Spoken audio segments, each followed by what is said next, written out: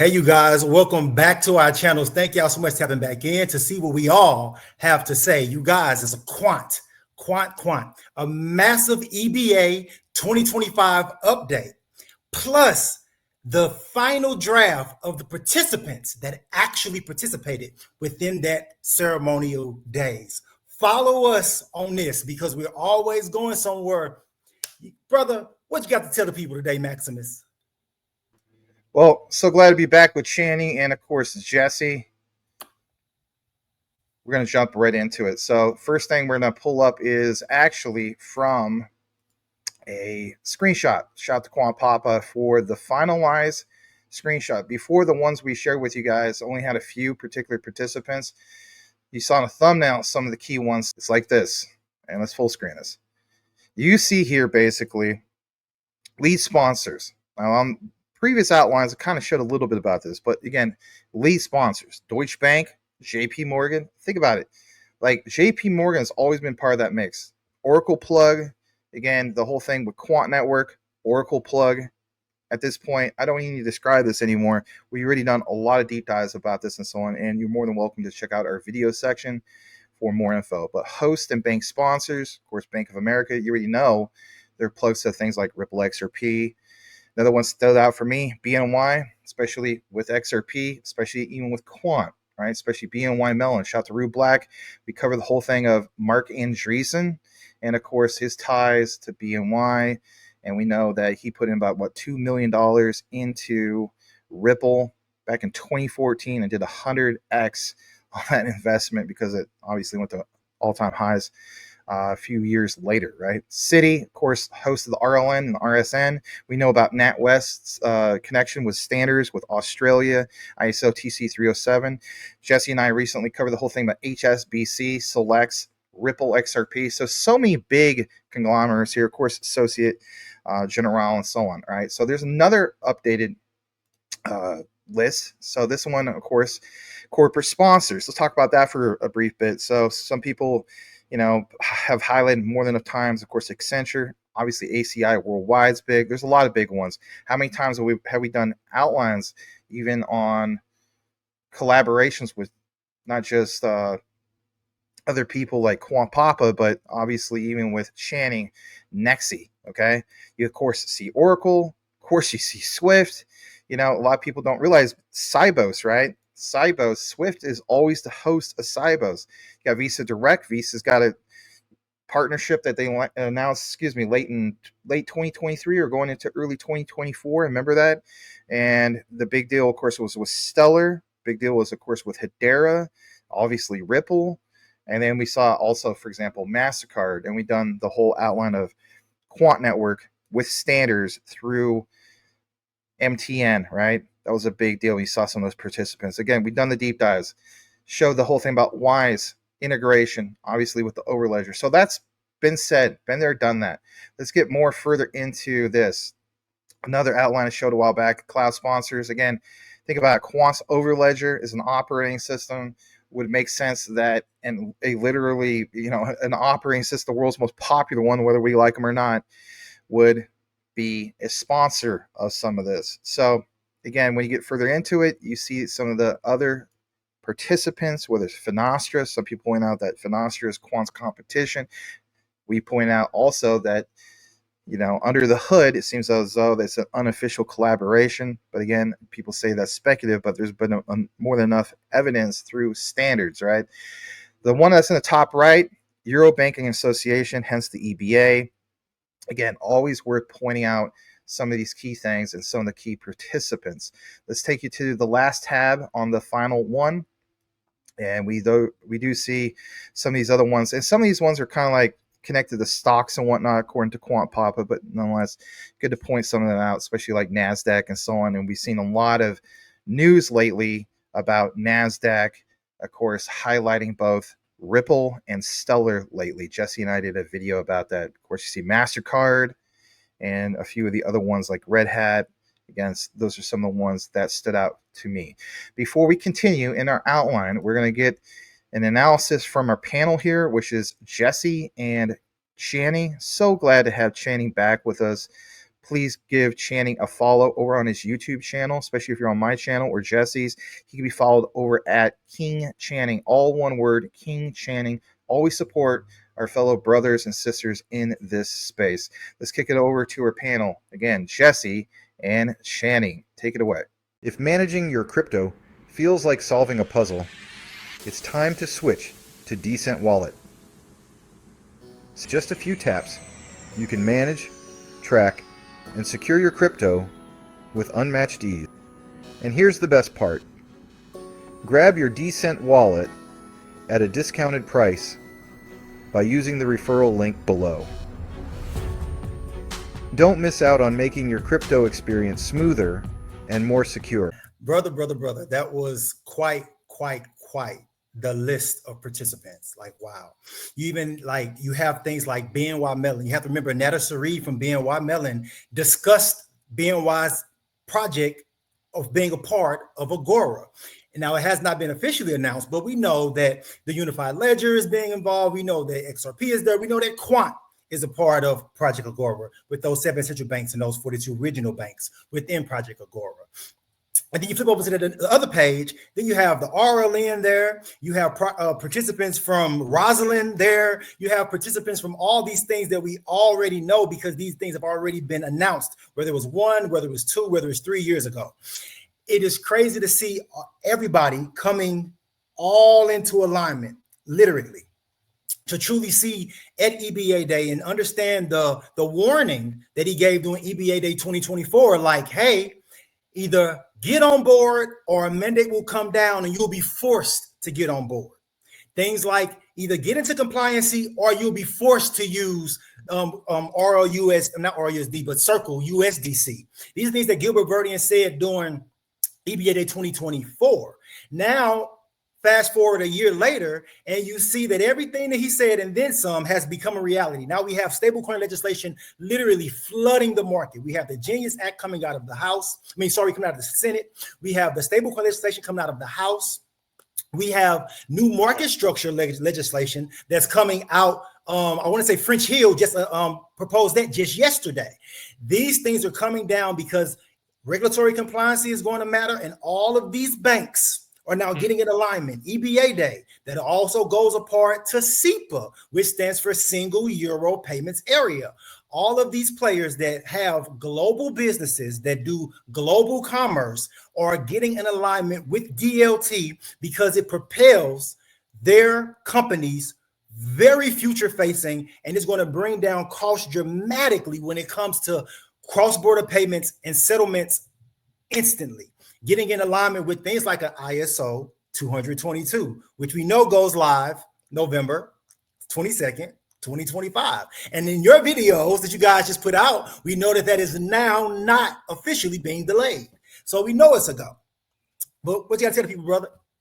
Yeah, it's crazy, like you said, man. But it's like all the biggest banks in the world are there, all of them. BNY Mellon, them alone, they're the biggest custodian in the world, if I'm not mistaken. Yep. I think they have like what 35 trillion or God knows, ridiculous amount of money. Absolutely, yes. Biggest banks in the world, biggest consortium in the world, Citi, JP Morgan, Deutsche, like they're all there, the biggest in the world. Like you said, then you've got Accenture, ACI Worldwide, Oracle, Swift, Finastra. I mean, it's just insane. But you're 100% right, because like Gilbert's, if I'm not mistaken, he's literally the only guy I've seen call everything that's going to happen like 3 years in advance. Like next year, we're going to have exactly this with the regulations. We're going to have this and this and this. In 2 years, this is what we're going to see in adoption. He called the regulated, not the regulated liability network, but the regional networks, the DLT. I forget the name. But anyways, he's been calling everything. Why? The DLNs. Yeah. DLN. Yes. So, but why is he calling everything and knowing everything? Because he's the one, literally, him and his team are advising the Financial Stability Board, which a lot of people don't even realize how powerful the Financial Stability Board is, the FSB. They're the right arm of the BIS, the Bank for International Settlements. They're the ones who, they say they make recommendations globally for the central banks and the banks. They say it's recommendations, but yeah, you better follow the recommendations. Hello. Yeah, exactly. So He's been advising him and his team or whatever. They've been advising like the BIS and like they're at the forefront of advising. Like They it's just literally have insane. a seat Yeah, at the table as yeah, regulation is being pushed out globally. exactly. And if you want to look at the technology part, they are the table of Mhm. regulation to be pushed out globally. So not Yeah, only do they have a seat physically at the table, but then also providing the technological table for it to actually become a reality. I would say they're almost the legs of the table too, because they're holding the table up. I mean, yeah, no, it's crazy, man. It's crazy. Like I said, it's the Absolutely goat. insane. It's the Like, goat. Doesn't get bigger than that. true, true. The foresight that he has had is quite incredible, and foresight solely because I'm right here helping to create the laws and guidelines and parameters of this whole thing. It's insane. It's so next level.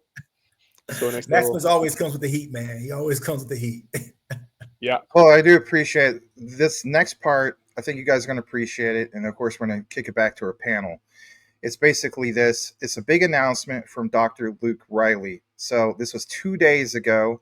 And I get it, everybody. I am guilty of it too. Gilbert comes back out of the shadows of not posting much on X and all of a sudden is posting like a crazy madman because let's face it, he's part of that, Mount Rushmore of blockchain and DLT up there with David Schwartz and whatnot, right? And Dr. Lehman Barrett. But my thing is, okay, awesome. Let's not also forget about LinkedIn. So check it out, everybody. Check out this LinkedIn update. And this one comes from, believe it or not, the one and only Dr. Luke Riley, of course, from LinkedIn. As we pull this up for you guys, let's get into why it matters to you. It's this.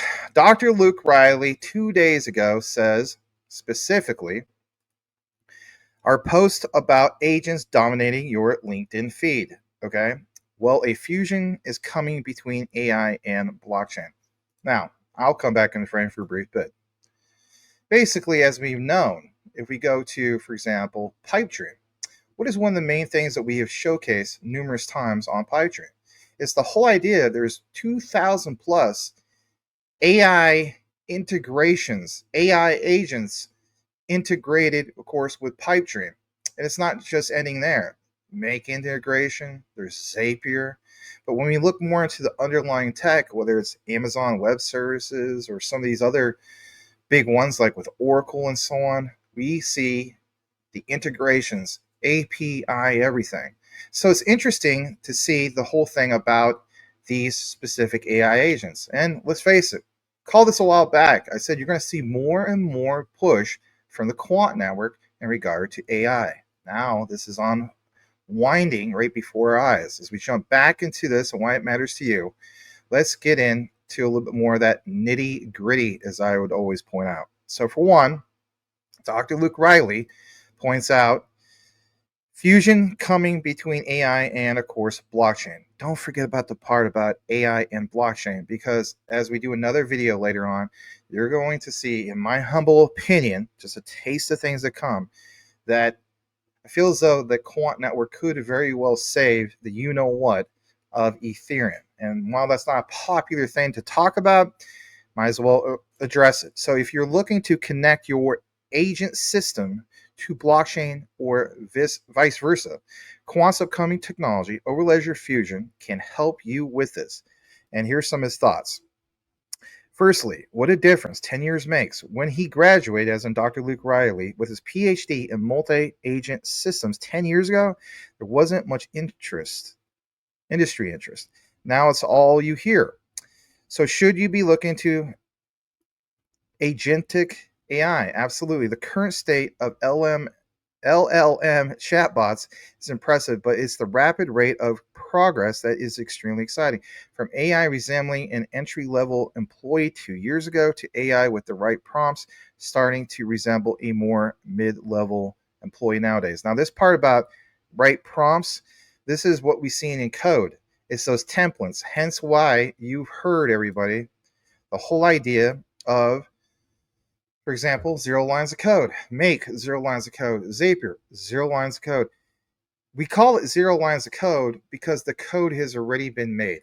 Those are templates that are already put into place. We talk about plug and play. Everything has a template that is basically referenced. Let's pull up more about this. We get into the whole thing of, like he says, it seems fairly obvious that agentic AI will continue to increase intelligence and gather pace for disrupting the tech. I don't know about you, but when we talk about disruption, well, look at literally the 90s, early 2000s, especially with Web 2.0. It was the disruptors, your Facebooks in Web 2.0, and so on, right? So is Quant truly a disruptor? I think they might very well be the leading disruptor.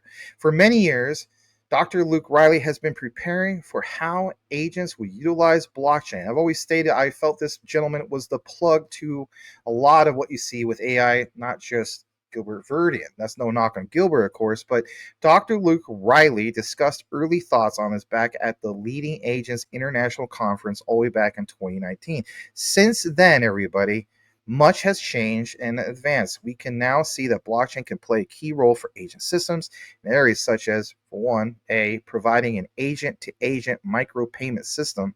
And think about this for a second. Sometimes I read, and it goes right past your head. Let's talk about that.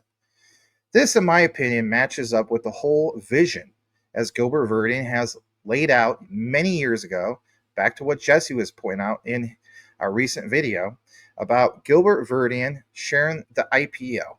He talked about when he first discovered Bitcoin, it was the whole thing about not just a peer-to-peer system, but he introduced it to the United Kingdom. And at the time, while it seemed very interesting, they didn't quite were up to par with the technology. But as the years progressed and we rapidly evolved with the technology, well, you can see how even this adds up, because again, if you look at BTC, it doesn't really follow the whole plan of a peer-to-peer cash system. But you look at Quant, for example, you have the whole thing of what? You have the whole thing of recognizing not just a peer-to-peer cash system, but a peer-to-peer cash system with what? Programmable money. What does Quant Network advertise? Programmable money. So with that also said, some interesting things shared from Dr. Luke Riley. And remember, he used the 2015 reference. Like it says, me graduating with an AI or agent system PhD 2015. Any AI speaker in 2025. All right. With that said, we're going to kick it back to our panel for some of these other key things. And then we'll wrap it up with the Money 2020 update. Thank you so much for tuning in. Let's kick it back to our panel, which is Jesse and the one and only King Channing, who can be followed at King Channing. Let's go ahead and get him back up on the screen. Thank you so much, gentlemen. Yeah, that's crazy, man. That's crazy. I knew Luke Riley was like insanely knowledgeable in AI and all that stuff, but I didn't know he had a PhD 10 years ago. A PhD, like this is not a bachelor's, not a degree, this is not a master's. This is a PhD in in multi-agent systems 10 years ago. Oh my goodness. That's why I see it.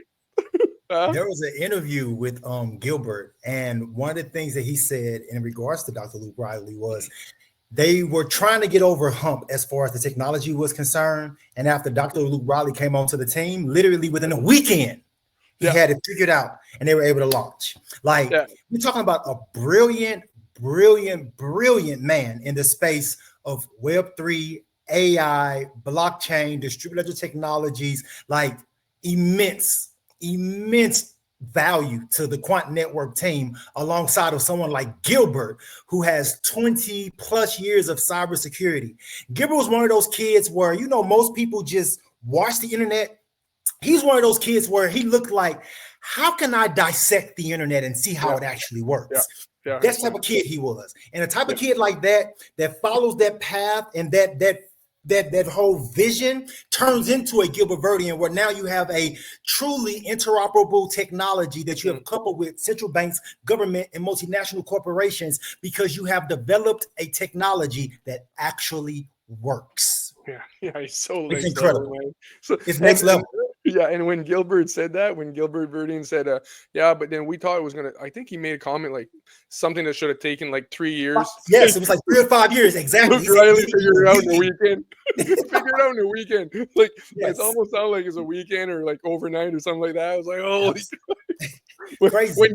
And also, if Gilbert says it's something that should have taken 3 to 5 years, it means Thank it you. really should have taken 3 to 5 years. Okay.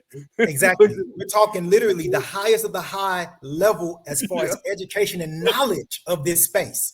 Just Absolutely. insane. It's just insane. And he figured it out over a weekend. Like, oh, Like, fuck. okay, yeah, this is how you do this. You move here, this, Yeah, bam, no, there you no, go. Wow. it's next level. And the stuff that he's talking about there, like the different things it's going to do, the AI. So because in the comment it's saying that they're fusing AI with blockchain, so they're fusing it right with fusion, with 2.5 fusion. So 2.5, it's insane. Like, I can't imagine what we're going to see in 3 to 5 years from now. It's Like, like it's good, but what it's I scary. said inside videos before, brother. It's like you're going to have things like your dishwasher and your refrigerator and your stove and everything connected onto the internet, and they'll be able to, the dishwasher, say, hey, I'm low on detergent. I know that you're out. Let me tap into your Amazon account and order it for myself. We're truly talking, he's building out the Internet of Things. Yeah. That first layer for it to actually be a reality, for these agents to be able to seamlessly communicate, seamlessly exchange value in their digital wallets. It's insane what is being laid out right in front of our faces. Yeah, it's technologically crazy. wise in Yeah, it's 2020. crazy because it's the Internet of Trust, but it's connecting the Internet of Things. Like you said, it's going to allow for the Internet of Things to really flourish, because now you can really interoperate different things, devices, and then obviously interoperating that with blockchain and AI plus the internet. I mean, it's like It's that's like, why, like, it's at this point in time, it's like a triangle, right? So you have Quant in the middle, and you have the Internet of Value up here, which is XRP. Thank you. And then you have down here, you have the Internet of Things cooperating, and you have OVERLEDGER in the middle, making all of it a reality. Insane. Yeah. Also insane. connecting the other point, which is the regular internet of today. Yeah, and the legacy systems. And the legacy systems, absolutely. Yeah. So literally a triangle with OVERLEDGER in the middle. It's insane. That's why I say, like, because you have two or the three of the biggest, most transformational technologies ever in history, all merging at the same time. And then Quant's coming along and just fusing them all together so that you can, like, that's why like in 5 to 10 years from now, like, I don't know, man, like it's like it's going to be insane, because it's going to be insane. Like, people don't transformation. understand. And you want to know what is, so today, I'll forget what today the date is, but I will say this as far as Quant. Everything else in the market has been red all day long. It is now June. It is the month that Quant Flow was released. Quant's price has been pretty stable in between 115 and 119 all day long, when everything else has been completely red, which is crazy to say. Are we starting to see the first little sprinkles of utility in motion, possibly, of these interoperable blockchain platforms running over layer ones and the layer twos that's on top of those layer ones with Quant Fusion? It's looking kind of crazy. Not to mention, and then I'll let you talk real fast, brother, that Mind Crypto, bro, you rock. We miss you in this space, but we love you on Twitter. He has had so many wallets that have literally come online holding thousands of QNT with no ETH, which means they have no intention on selling this anytime soon. Is this license lockups? Is this institutional players getting in alignment? But it's been so many over this past month. It's been insane. But go ahead, brother. Well, I'm going to drop a bombshell here because I want to make a video about this. There are a few videos I need to make ASAP. It takes me so long to put the videos together. A lot of people don't realize this, okay? I don't think so, because I haven't seen anybody mention this. But like, if you look at Project Rosalind and all of these massive projects that they're working on, Quant, to use Quant OVERLEDGER, you don't need to pay. You don't need to buy a license at all. Like, originally, to use Quant and to test like all these solutions on top of CBDCs, okay? Like all these different MDApps and these different solutions that they were producing for Rosalind and, let's say, LaChain and any of these massive projects around the world, these massive corporations, tech companies, commercial banks, and so on that are building on Quant do not need to buy licenses until they go live.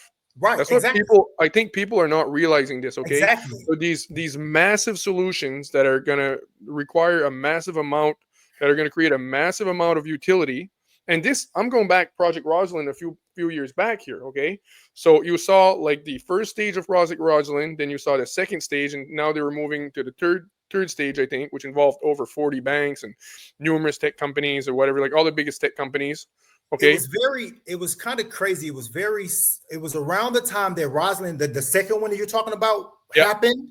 Yeah. When we saw that run up to like $420 out of nowhere, it was like in the middle of the bear market. And it was just like boom. No, but my main point here is that people are missing. This is crucial for people to understand, okay? Because like right now, all of these solutions, like if you look at the tier, I forget the tier, but like first of all, like you can develop the most massive app in the world that's going to have 3 billion users and it's going to have like 80 million different utilities, for example. I'm just giving an example, and you don't have to pay a dime. Like there's not one QNT locked up for that until they go live. Exactly. Okay. Exactly. So all these solutions right now that might starting to go live in 2 months, 4 months, 8 months, that are massive, that are built on top of the CBDC to build. That's exactly what I talk about. To bring utility to the CBDCs. Okay. To bring use cases for the CBDCs. These massive solutions are not they're not locking up QNT yet. They're not live. They don't have to pay a license, because Gilbert Verdin made it very clear is you can start testing on Quant, you can build solutions, and you do not need to buy a license. It's completely free. Only when you want to go live, then you can buy the license based on the amount of users, usage, volume, all that stuff.